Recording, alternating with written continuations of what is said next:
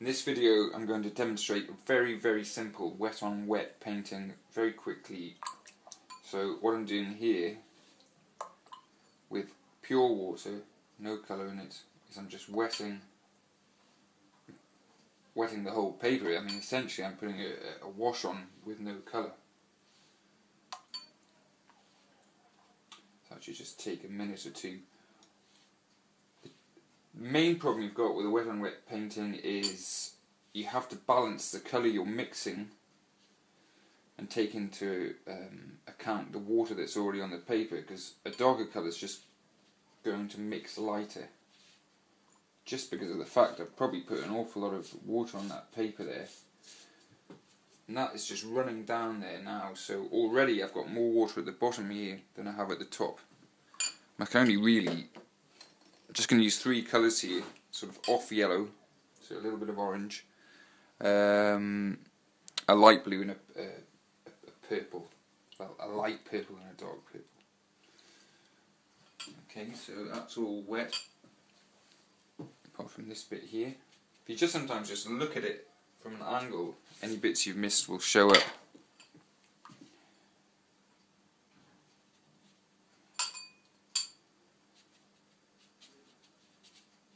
So that's my lightest colour first, and watercolour always light to dark.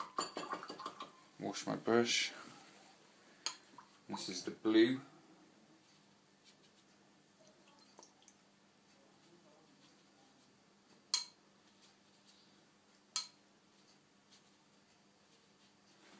Blue there. Now switch over to my purple colour.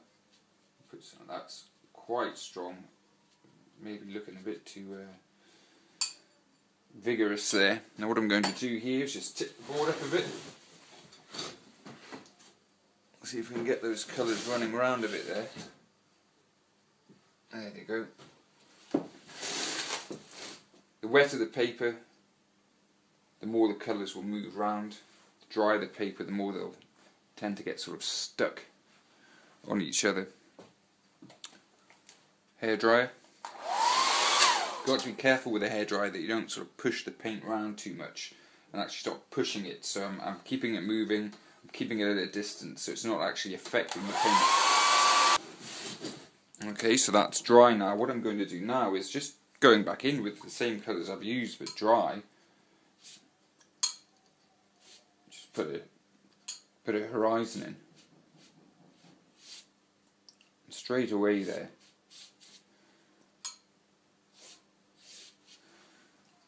You got something that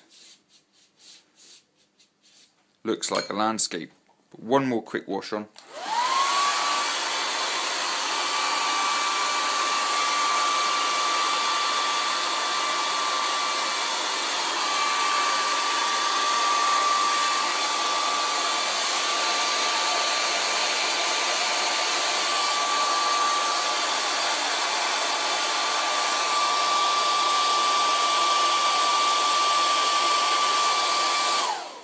What I've done here is I've just actually really dried one side and not the other, so give you a chance to see what happens if I put the purple on now. Put a dry line there, fading into wet.